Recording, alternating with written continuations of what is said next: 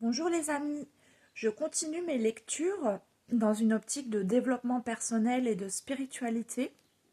Donc aujourd'hui je vais vous présenter un livre chrétien très intéressant de Pascal Idé qui s'appelle Connaître ses blessures de l'édition Emmanuel. Donc en fait c'est un livre d'orientation chrétienne, catholique, qui s'intéresse à la notion de blessure ontologique et qui va disséquer au travers à peu près à peu près 300 pages, qui va s'intéresser à la notion de blessure. Donc en fait, c'est un livre qui va s'intéresser à tout type de blessure. Donc, qu'est-ce que c'est que la blessure intérieure? Quel type de blessure existe-t-il? Et quel remède peut-on exercer pour la personne qui a été blessée? Donc en fait, l'auteur Pascal Idé explique que l'homme n'est ni corrompu ni innocent, mais qu'il peut parfois dans son parcours de vie être blessé. Et en fait, la blessure n'est pas à confondre avec le péché, elle est plutôt à considérer comme une faiblesse humaine, c'est-à-dire une souffrance, une privation. Donc la blessure doit être séparée de la notion de péché, parce que la notion de blessure est inconsciente, alors que le péché est quelque chose de volontaire que l'on fait délibérément. Dans la notion de blessure, il y a la notion de souffrance, il y a la notion qu'on est passif face aux événements, alors que dans la notion de péché, on est un peu volontaire, c'est-à-dire qu'on fait le mal par volonté de faire le mal et en tout état de cause. Il n'y a pas la notion de souffrance. Donc, dans le premier chapitre de ce livre, il y a une analyse un peu de l'idéal américain, donc ce qu'on appelle le New Age, en fait, qui correspond pour certaines personnes à une sorte d'idéal de vie. Donc en Californie, il y a une culture assez présente de l'avoir, de la possession matérielle, de la richesse, qui est basée sur les apparences. Donc en fait, en Californie, souvent, les gens apparaissent comme prépondérants, riches, ils vivent dans l'abondance, ils ne connaissent pas la privation matérielle, ils ne connaissent pas la privation morale, ils vont chez le psychanalyste comme ils sirotent des cocktails. Donc, on est vraiment dans un idéal de sea, sex and sun, entre guillemets, où en fait, la notion d'effort et la notion de obtenir des avantages dans la vie par la notion d'effort et de sacrifice n'existe pas. Le New Age dont parle le livre, bah, il prône un mode de vie très épicurien, basé sur le plaisir sans fin, le mode de vie hippie, le ressenti, et non pas l'intellect, non pas le rationalisme, non pas le travail sur soi, que peut prôner notamment le développement personnel ou le christianisme. Donc voilà, donc ça c'est un mode occidental, enfin voilà, américain. Et en fait, après, donc l'auteur va analyser plusieurs types d'hommes. Donc, il y aurait notamment l'homme mauvais, qui vient, par exemple, de perceptions liées à Luther, notamment. Il y a l'homme blessé, l'homme qui est faible, mais qui peut rester bon pour autant. Donc, la faiblesse n'est pas un synonyme de corruption, mais c'est juste que l'homme est profondément faillible, comme dirait, je crois, Paul Ricoeur. L'homme est un être faillible en tant que tel. Et la blessure, bah, en fait, il en existe des milliards. Donc là, l'auteur reprend l'exemple, par exemple, de Cyrano de Bergerac, qui en fait est blessé parce qu'il est très très laid. Il a un nez prépondérant et en fait, toutes les femmes s'écartent de lui et il ne trouve pas l'amour. Donc il prend l'exemple voilà, de Cyrano, c'est la blessure d'amour. Donc il n'arrive jamais à croire qu'une femme belle et honorable puisse être intéressée par lui, parce qu'il est laid, il est moche, il a un nez hideux, donc là, il se sent rejeté. Voilà. Donc là, Pascal Idé réitère qu'il y a une différence notable entre la blessure et le péché. Donc c'est pas la même chose. Quand on est blessé, on va réagir, on va parfois surréagir aux événements. Et quand on pêche, c'est autre chose encore. Il y a une volonté de faire le mal délibérée. Je fais le mal, je connais le mal. Ce n'est pas du tout la même chose. Donc ça, Pascal Idé marque bien la différence entre ces deux acceptions. Donc voilà, la blessure, elle est subie, le péché, il est voulu, il est volontaire. Ça part d'une volonté. Donc quand on est blessé, la différence avec le péché, c'est on va développer souvent, ce qu'explique Pascal Idé, des attitudes de compulsion.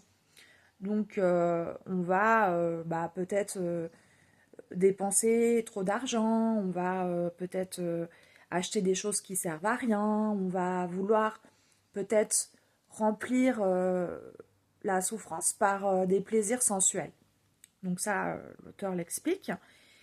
Il y a des blessures qui sont inconscientes, donc ça il en parle aussi au niveau psychanalytique, donc ce qu'on appelle les névroses et les psychoses qui sont répertoriées dans le décime 10.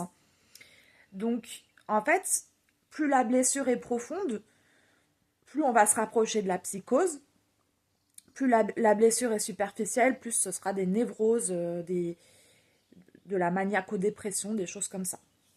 Donc là, il décrit tous les types de névroses, phobiques, obsessionnelles, hystériques, angoisse, etc. Et il accentue bien le fait qu'on peut avoir des névroses et rester quelqu'un de foncièrement bon, de quelqu'un de foncièrement honnête, dirigé vers une meilleure, vers une vie meilleure. La psychose aussi n'interfère pas dans la volonté ni l'intelligence, pas du tout. Donc après, il passe à la description de la blessure. Qu'est-ce que c'est une blessure intérieure? Bah, il va y avoir des phénomènes dans le caractère, dans notre caractère qui vont changer.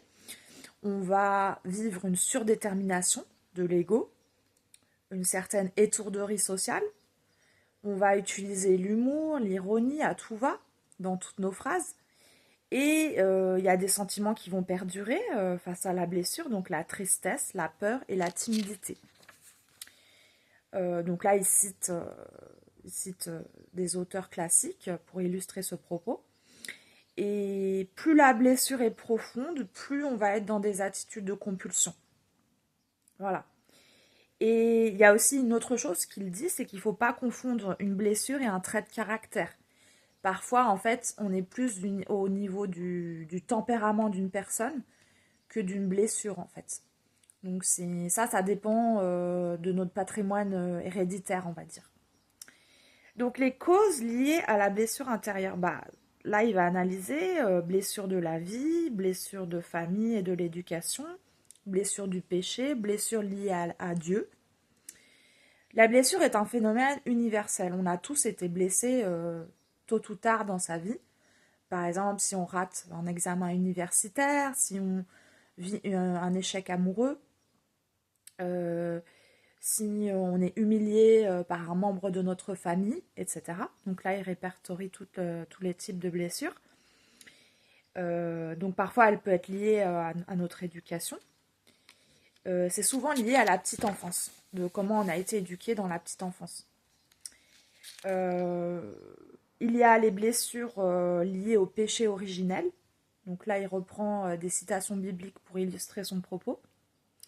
Et ça peut découler sur des sentiments de jalousie. C'est-à-dire qu'on devient jaloux parce que, en fait, on n'est pas heureux, quoi. Voilà. Les blessures liées à Dieu, donc là, il y a blessure du péché, blessure psychologique, blessure d'amour, blessure qui peut générer de l'agressivité, blessure de la sexualité, blessure de la volonté, blessure du couple et de la famille, blessure de l'intelligence, donc ça c'est l'ignorance, qui peut mener à un scepticisme. Donc si on est vraiment très très blessé, on peut devenir sceptique, c'est-à-dire que on ne croit plus en rien et on ne met plus en œuvre des, comment dire, des actes concrets dans notre vie de type cause-conséquence. Donc, il rappelle tout cela, que des traitements existent face à la blessure. Donc, voir un psychologue, faire du sport, bien manger, prendre un traitement, soigner sa parole, prendre conscience de ses actes au quotidien, s'entraîner à être dans des processus de décision, de prendre des décisions chaque jour, de faire des choix, et aussi dans le processus de guérison, de reconnaître la blessure. Donc, ne pas l'ignorer, mais avouer qu'on a été blessé. C'est déjà le premier processus de guérison. Donc, il y a aussi l'idée d'intégrer la notion de désir, s'il peut construire la personne, donc le désir fait partie de ce qui oriente un homme et ce qui va lui permettre d'agir dans le quotidien, de prendre des décisions, de faire des actes, faire des choix, et donc de l'intégrer dans notre personnalité. Là, après, il cite l'exemple de la Samaritaine, donc qui était une femme aux mœurs un peu douteuses, on va dire, et en fait, qu'elle a été pardonnée par Jésus, et qu'à partir du pardon, une nouvelle vie est possible, qu'elle va elle va recommencer une vie, elle va se mettre à se pardonner à elle-même aussi, parce que l'auteur explique qu'il y a plusieurs types de pardon aussi. Il y a le pardon envers soi-même, le pardon envers Dieu et le pardon envers autrui. Et que une fois qu'on a reconnu la blessure, on est dans des processus de pardon. Et là, il décrit donc les trois types de pardon. Pardon à autrui, pardon à soi-même, pardon à Dieu. Et que parfois le pardon est utopique. C'est-à-dire que la personne va pardonner à un être cher qui lui a fait du mal. Et malheureusement, elle n'obtiendra rien en retour. Parce que le pardon ressemble à une utopie, à quelque chose de totalement idéalisé, de totalement rêvé. Et qu'en fait, le processus de pardon ne va pas opérer des changements envers la personne pardonnée. Que la personne restera toujours mauvaise. Donc par rapport à mes autres vidéos, le pervers narcissique par exemple qui ne change pas et qui continue à chercher ses victimes. Donc ça c'est un exemple. Et Pascal Idé émet l'idée que le pardon peut être quelque chose d'hypocrite, il peut être un vœu de faiblesse aussi, et un renoncement à l'ego. Donc parfois le pardon peut être caduque dans le cas où en fait il n'aboutit pas à des actions concrètes et un changement de la part du partenaire. Donc après, au dernier chapitre du livre, l'auteur nous indique des voies, des pistes de réflexion pour nous donner des solutions.